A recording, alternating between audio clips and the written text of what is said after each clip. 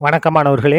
இந்த வீடியோவில் 8ஆம் வகுப்பு கணிதம் அலகு 7 தகவல் செயலாக்கம். இதில் பயிற்சி 7ல் 4ல் இருக்கக்கூடிய கொள்குறி வகை வினாக்கள் 5, 6, 7 இது எல்லாத்தையும் ஒரே வீடியோவில் பார்க்க போகிறோம். முதல்ல பாருங்கள், 5வது பாருங்கள்.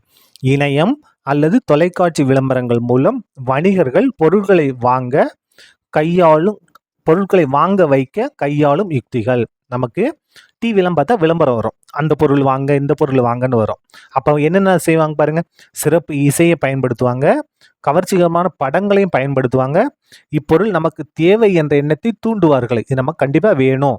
அப்போ இது என்னது, எல்லாமே கரெக்ட். மேற்கூறிய அனைத்தும் இதான் என்னது கரெக்டான ஆன்சர். எல்லாமே இருக்கும், நல்ல இசையாக இருக்கும், கவர்ச்சிகரமான படங்கள் இருக்கும், இது நமக்கு தேவைன்ற எண்ணத்தை நம்ம தூண்டுவாங்க, நம்ம வாங்கணுன்ற ஆசையை தூண்டுவாங்க. அப்போ இது எல்லாமே என்னதுதான், சரிதான். சரியா, அடுத்தது 6வது பார்க்கலாமா?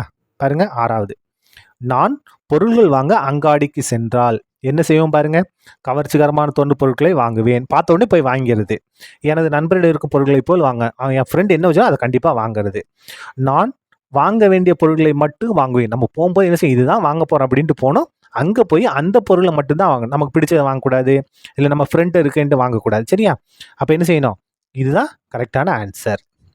இதுதான் கரெக்டான ஆன்சர். சரியா, அதுக்கடுத்து பாருங்க 7 பாருங்க. சிறந்த முறையில் பொருட்களை வாங்குதல் என்பது, ஒரு பொருளை வாங்க போகிறோம், எப்போதும் சிறந்த பெயர் பெற்ற அங்காடிகள், ரொம்ப ஃபேமஸான ஒரு கடை இருக்கும், அந்த கடையில் போய் வாங்கக்கூடாது. வாங்குவதற்கு சில அங்காடிகள் பொருட்களை ஒப்பிட்டு பார்க்கணும்.